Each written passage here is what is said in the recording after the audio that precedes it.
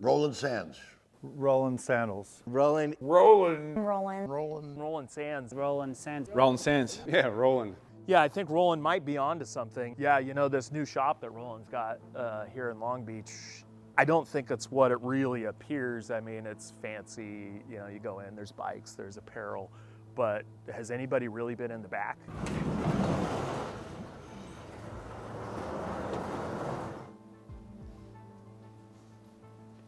Motorcycles. They don't stand up on their own. You ever stopped and actually thought about it? I have all the time, especially when they come back looking like this. A lot of questions spinning around, you know? Centrifugal force, it's kind of like gravity, you know? It's a theory. The theory of relativity, I mean, if it was a fact, it'd be the fact of relativity, but it's not, it's a theory. Kind of the same as gravity. Gravity, centrifugal force, kind of in the same boat. A lot of questions. A lot of questions. Gravity's real. If gravity wasn't real, we would be doing this interview floating. You're sitting in a chair, I'm sitting in a chair, we're here still. Yeah, the centrifugal force thing. I'd be like, Roland, you need to have some machines with knobs on them again. Like, bring it back to where it started. I cannot with the conspiracy theories. My guys downstairs, they are all about it. They will go down the rabbit hole, but I am not one of those. I could go on with the topical level of his conspiracy theories, but Roland knows I have a 3 to 4 minute window of a conspiracy theory discussion. He explores a lot of odd concepts, and I think it's good for him to do that.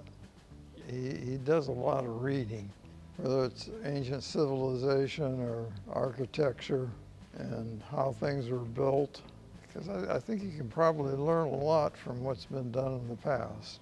Yeah, I mean, what came first, you know, the human or the motorcycle? It's hard to say.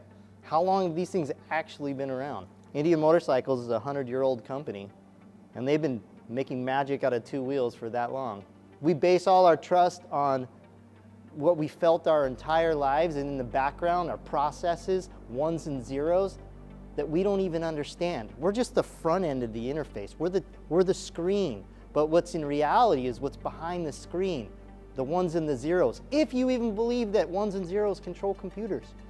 Have you ever been inside of a computer? I haven't.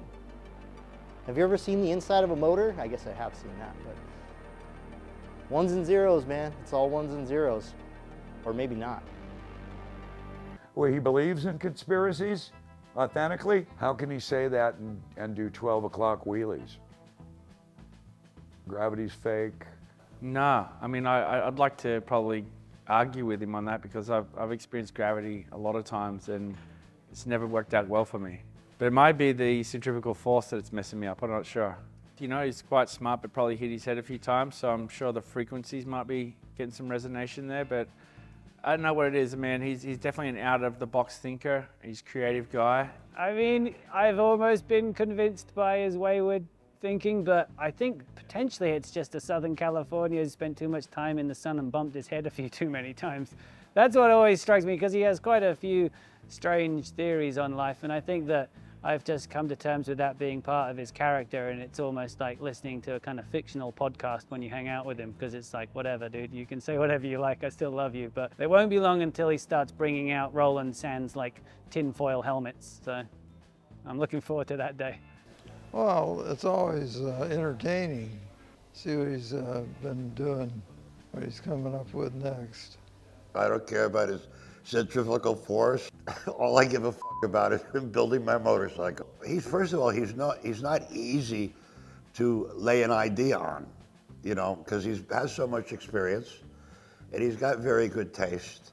He's got great ideas about things outside of making motorcycles.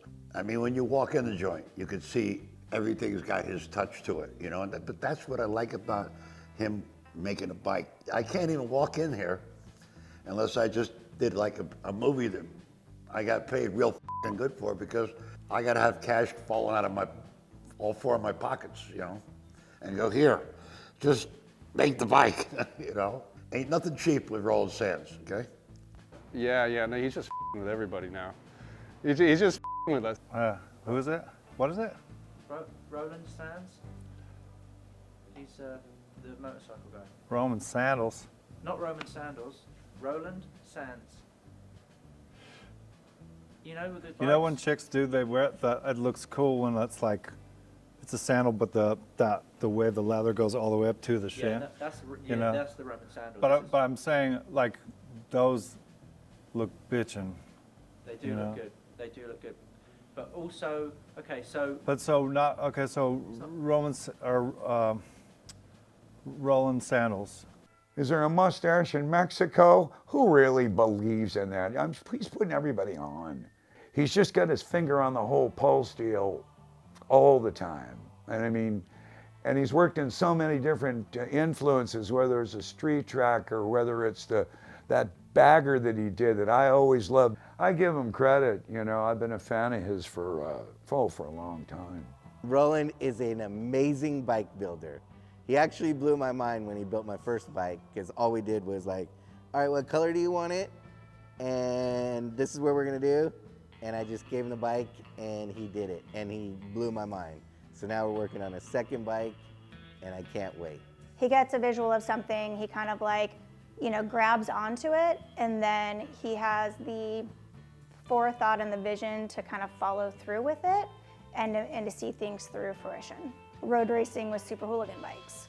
I mean, that's something, or even, you know, baggers on the racetrack, right? That's something that he talked about for years. You know, we're a part of the Kinger Baggers, you know, flat track racing, and on the super hooligan, you know, it was years and years ago, he's like, dude, I think we should do this with road racing.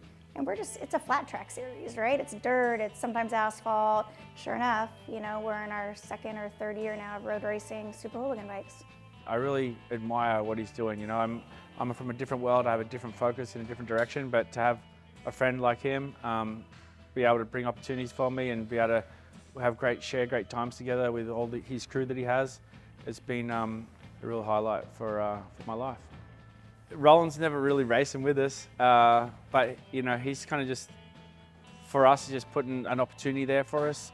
So it's cool to just go out and represent someone that I respect a lot. You know, Roland's a good guy. He tells me he's fast at racing, but I've never really witnessed it. That's the one thing, man. Like, he's really good at what he does, but he's also still really fast.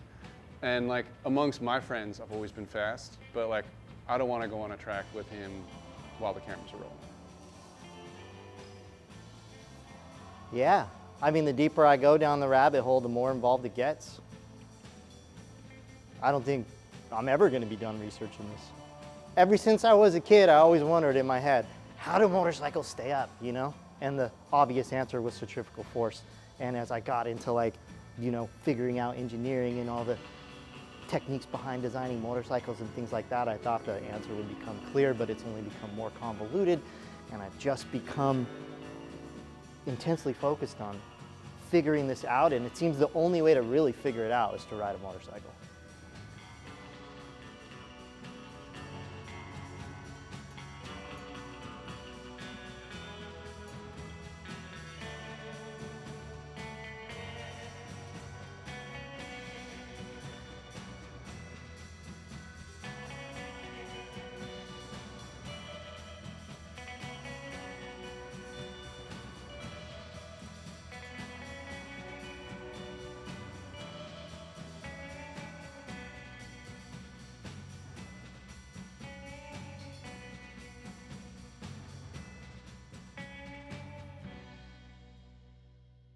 I'm Joshua Hami. okay, and You know exactly who I am.